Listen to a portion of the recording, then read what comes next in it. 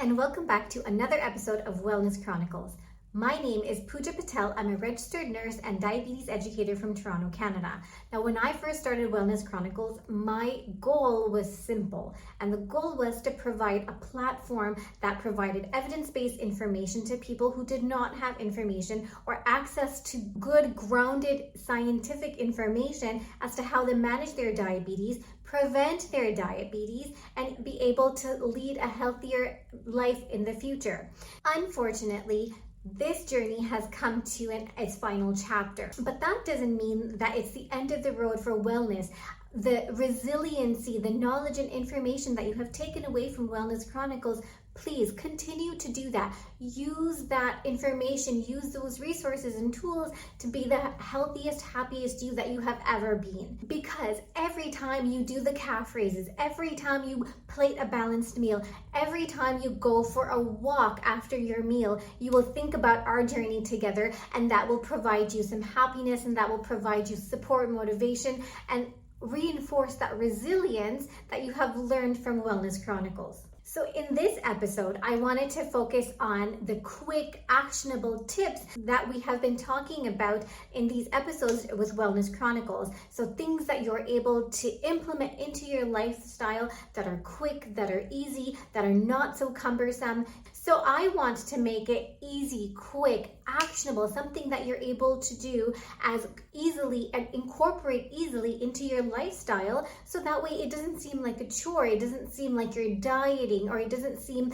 like, oh man, you have to go do another workout today. It should be fun, it should be easy, it should be second nature, so that way you can continue it sustainably. So the first tip is to plate your plate, because visuals really matter. If you have a beautiful plate with all the colors on it, and it's nicely portioned and it's nice and aesthetic, automatically you're going to want to eat that food, and your brain is going to feel satisfied and satiated with the meal that you have eaten. That's the first thing with the visuals. The second thing is, when you're visualizing a plate, when you have added everything to a plate, you know how much of each a macronutrient that you are consuming.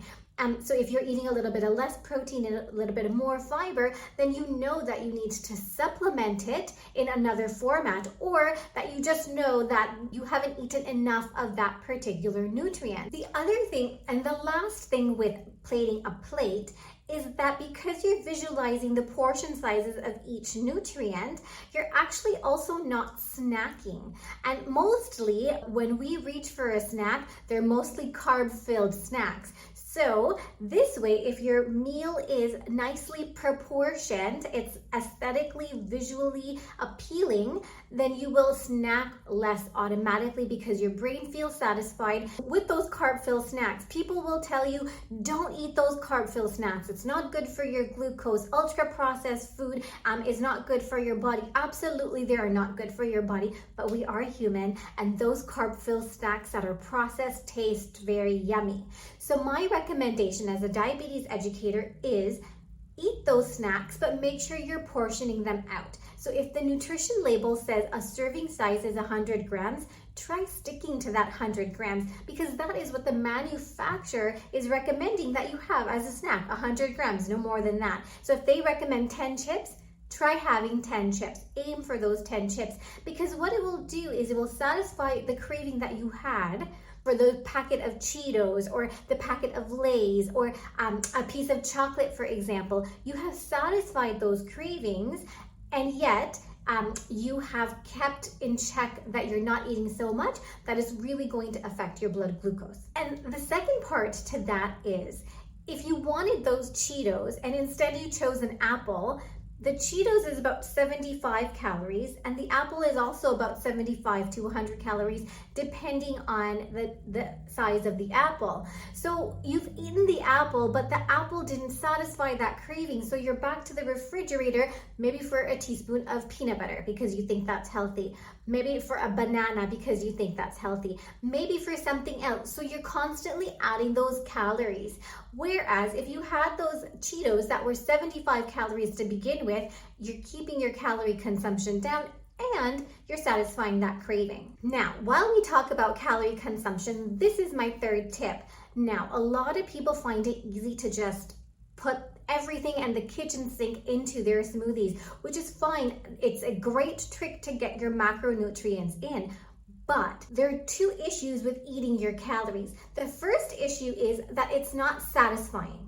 Okay, that's one thing, because you're gulping everything down, you're full, but your brain doesn't feel like it's actually eaten. It's not satisfying, it's not satiating for the brain, so you will still have those cravings. That's the first thing. The second and most important thing is when you are drinking your calories, what it does is you're putting a bulk of nutrients into your body, and what happens is it doesn't give your brain enough time to secrete GLP-1 hormones and your PYY hormones, which are hunger satisfying hormones. So it doesn't give enough time for your stomach and your brain to coordinate. There was a great study that was done with patients who actually were given pureed cabbage and those who were given actual cabbage to eat, to consume. So the population who was actually given cabbage to consume, to chew, that chewing group actually had lower levels of insulin circulating in their blood and higher amounts of the GLP hormone circulating in the blood. So the lower the insulin in your blood, the lower the insulin resistance. The lower the insulin resistance you have in your body, the lower the chance you are going to have prediabetes or diabetes in your future. And I know it's super easy to make those smoothies, because really you can just put everything into that smoothie and it's easy and it's simple and it's quick. But this is another tip that I want to share. You should start with your breakfast as a savory breakfast, not necessarily with sweet, glucose, fructose filled cereals, for example, instant oatmeal, but they shouldn't be consumed as breakfast foods. And the reason for that is eating a savory breakfast, you're actually limiting the glucose that you are actually consuming. So the best tip that I can give you to actually prepare a savory breakfast is the veggies that you made the previous night for dinner. Take those veggies, put them in an omelet, or take those veggies and bake a frittata, right? So these things are actually easier for you to actually make and healthier for you to consume. So that way you are giving your body at least 4 hours of consistent energy before you need a snack or before you need to have your next meal. The other thing is, in terms of savory breakfasts, is it doesn't necessarily have to be savory, spicy, it doesn't necessarily have to do that. What it does have to do is it should have enough protein and it should have enough fiber to keep you full for at least 4 hours. So overnight oats with chia seeds and pumpkin seeds and sunflower seeds and almonds and maybe a touch of honey and some vanilla. Putting together this jar with some fruit in it will actually make your prep for breakfast much easier, and it has protein. So again, a savory breakfast doesn't necessarily have to be savory. It does have to, though, focus on protein and fiber to keep you fuller for longer. So that brings me to the next tip. So in the past few years, there has been lots of research that has been done about the order in which you consume your food. So if you eat your vegetables first when you sit down for lunch or dinner, having your vegetable starter first makes a huge difference in your post-meal sugar and makes a huge difference in your insulin, as to how much insulin is released in your bloodstream after your meal. So that is really important to decrease your A1C, to decrease your insulin resistance, and increase your insulin sensitivity. Because what tends to happen is when you do eat your vegetables first, the cellulose in the vegetables or the fiber in the vegetables will actually create this meshy jelly kind of barrier. So everything you eat after that has to kind of go through that barrier. So it slows down the absorption of glucose, it slows down digestion because everything has to clear, and it sort of balances those glucose spikes that you might have if you reach for that bread basket first. On the same note of macros, this brings me to my next tip.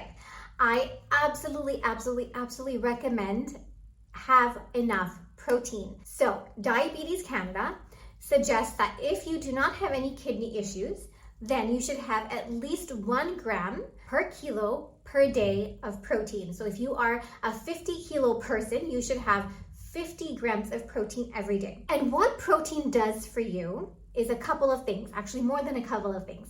So firstly, it doesn't spike your blood glucose. All proteins have low GI value, which is why you can eat as much protein as you want to without causing that glucose spike. Second of all, protein is actually a building block for muscles, and muscles love glucose. So because muscles love glucose, they take all the glucose from your bloodstream, they soak it up like a sponge, and that way you are lowering your insulin resistance, you are lowering the blood glucose in your bloodstream, thereby lowering your A1C, lowering your fasting and post-meal sugars. Okay, the third thing that with protein is if you eat enough protein, it actually releases GLP-1 drugs and PYY hormones in your gut. So this slows down digestion from your gut, okay? Creates a satiety in your brain that you have actually eaten. So I can't recommend protein enough. And a sort of a bonus sort of tip is if you eat enough protein a day, your central obesity will actually decrease because you're actually increasing your metabolism by eating protein. So the next tip is about GI values. What you just need to do is you need to balance the GI value. So I'll give you an example.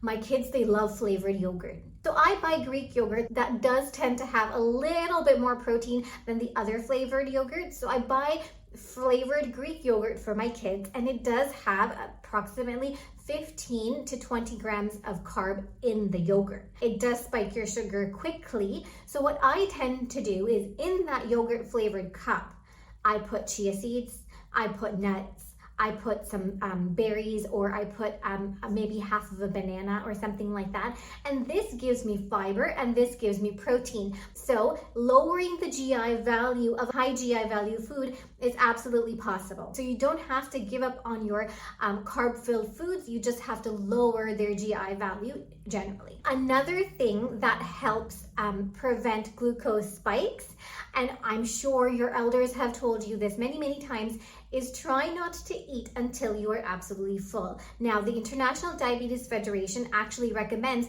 only eat until you're 80% full, so that way you are not getting those glucose spikes and you're not feeling discomfort because you've eaten too much.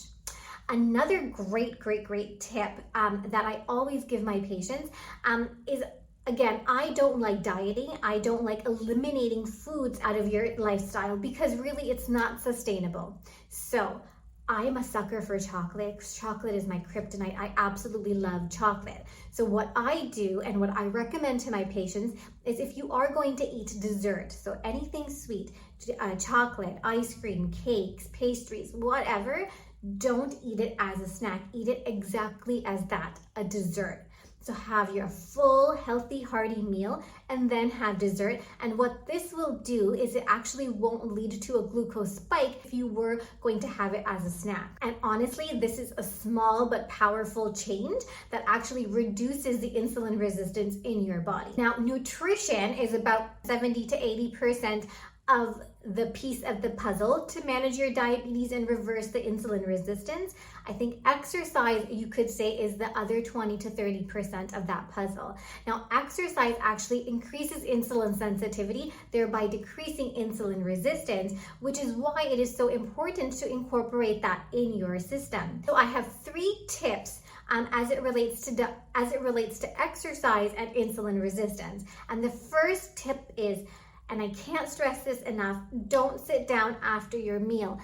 Walk for 5 to 7 minutes. Move your body for 5 to 7 minutes. Be physically active. Don't start doom scrolling, because what this will do is this actually reduces the glucose spike after your meal, and it reduces post-meal sugars, okay? Which is also really important when it comes to your overall A1C. Second tip for exercise is to take small exercise breaks. Again, I can't stress enough how important it is to take these exercise snacks. And these exercise breaks or exercise snacks don't have to be cumbersome. Every 20 to 30 minutes in the hour that you are sitting, try to get up, walk around, move your body, stretch. Do maybe 10 to 15 calf raises. do 8 to 10 squats. You just really have to do this once an hour. Exercise snacks or exercise snacking will actually reduce your insulin resistance, increase your muscle mass, because if you're doing squats or calf raises, you're actually increasing your muscle mass, and that helps decrease your blood sugar because muscles love glucose. And the third exercise tip that I will give you is Diabetes Canada suggests that you incorporate 150 minutes per week of moderate to vigorous activity in your daily lifestyle. So that is 5 times a week for 30 minutes. That's it.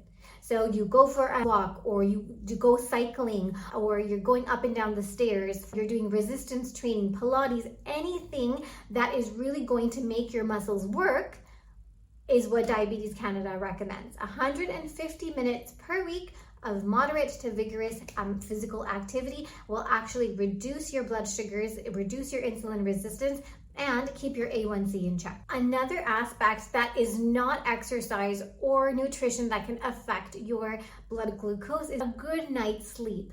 So I absolutely recommend getting a good night's sleep.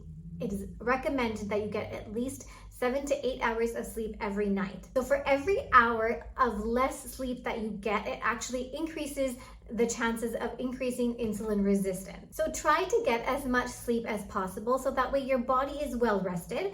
If your body is well rested, you're going to have less cortisol. So sleep and rest is really, really important for your body. And finally, I want to leave you with how you can implement all these things easily and quickly into your lifestyle so that it doesn't become actively doing to be healthy, you're just doing it.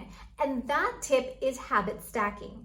Now, I've mentioned before in one of the episodes is the brain likes consistency, the brain likes routine. So if you already have a routine built in your daily life, make sure you're adding on to that. So for example, you're brushing your teeth, do your squats. So that is your morning resistance exercise. You are going up and down the stairs a couple of times with your kids.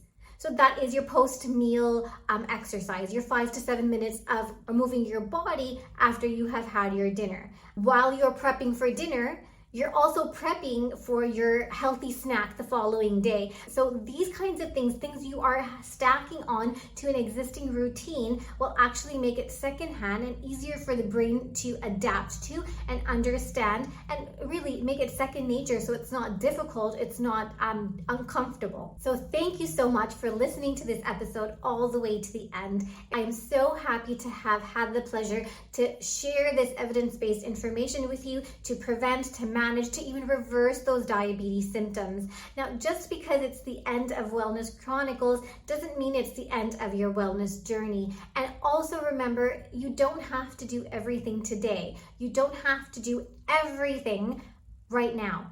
Small changes do lead to big impact, and you are not chasing perfection, you are chasing progress. So I really do hope that these are the messages that you have taken away from Wellness Chronicles. It's provided that support, it's provided that encouragement and motivation for you to start getting a little bit more healthier than what you were. And I do hope that you still continue to listen to the older episodes of Wellness Chronicles, because there is a lot of great information there. Share it with your friends and family who are just starting their wellness journey. So thank you so much for joining me on this journey. I really appreciate it.